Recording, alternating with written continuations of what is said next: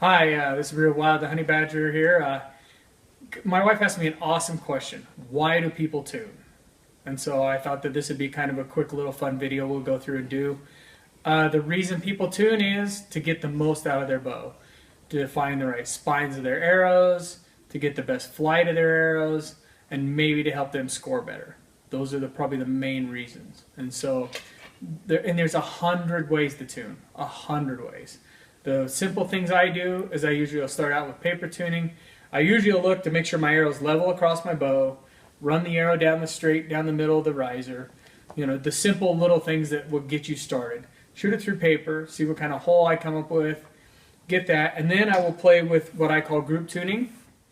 Okay, for paper tuning, I'll usually shoot just a couple, just to kind of depends on how far out it is as to how much work I got to do on it, but it's usually not a lot. So, because I don't worry that it's perfect, I worry about getting it so that it's close in the realm. So,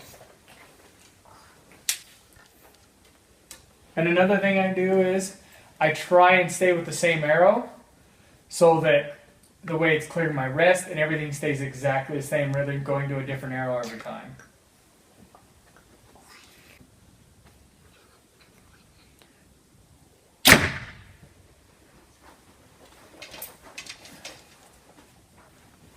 Got a little left tear, a little high, so I don't mind the high. Looks a little more left than I'd like. So I'll just take and move my rest in a little bit.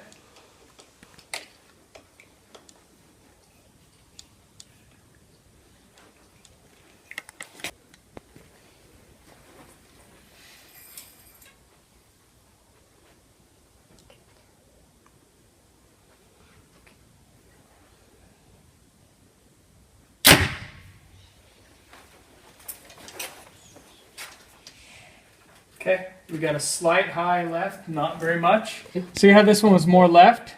This one is just slightly high left because you can see where the main part of the arrow hit, where it's like that, and where it tears up, like that. This was the first one. We moved the rest. This is why I love the Spot Hog Infinity Edge Rest. I put a wrench in, one turn, went from this hole to this hole, which really, all honesty, if you straighten her out, you can see all three veins. There's one vein there, and one there.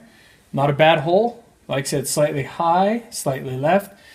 I like mine to start out with to have a little direction so that if I make a mistake and do something bad, it'll have that same direction to go instead of being perfect and then me causing it to go a direction. So that's kind of something I learned a long time ago, and that's where I start. Okay, now the next thing is the group tuning. I'll play with it and I'll shoot more than just one end or whatever, but we'll just give you kind of an idea where we're at. And when you make a bad shot, know how far a bad shot should go and how far a bad shot shouldn't go. I mean, you need to know what a good and a bad shot is to help with this. So.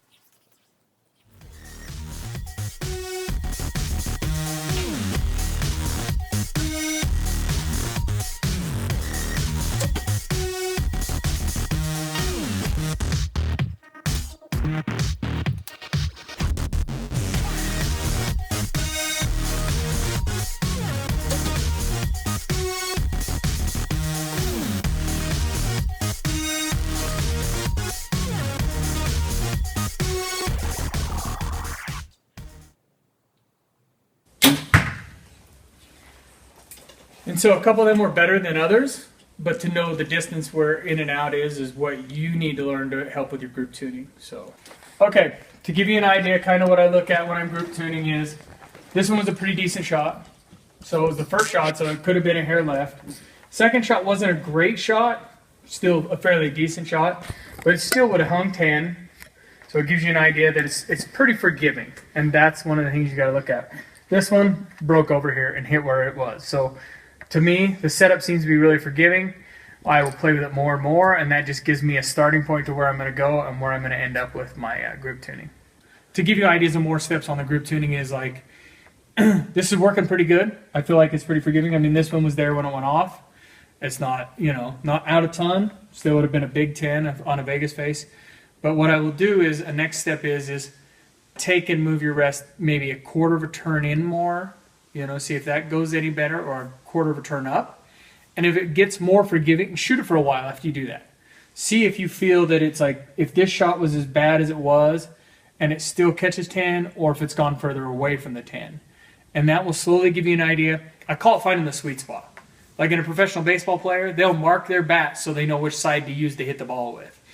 What you need to do as an archer is, aluminum has its own characteristics, so you want to find that sweet spot in the bow. And I don't think any two bows are really perfectly exactly the same. So I think the biggest kicker is to find what works best with that bow to make it shoot the best with you and that bow. And I hope this helps you out and get you started with some group tuning and some paper tuning and everything like that. And let us know if you have any questions, and make sure and subscribe, and hope this helps you out.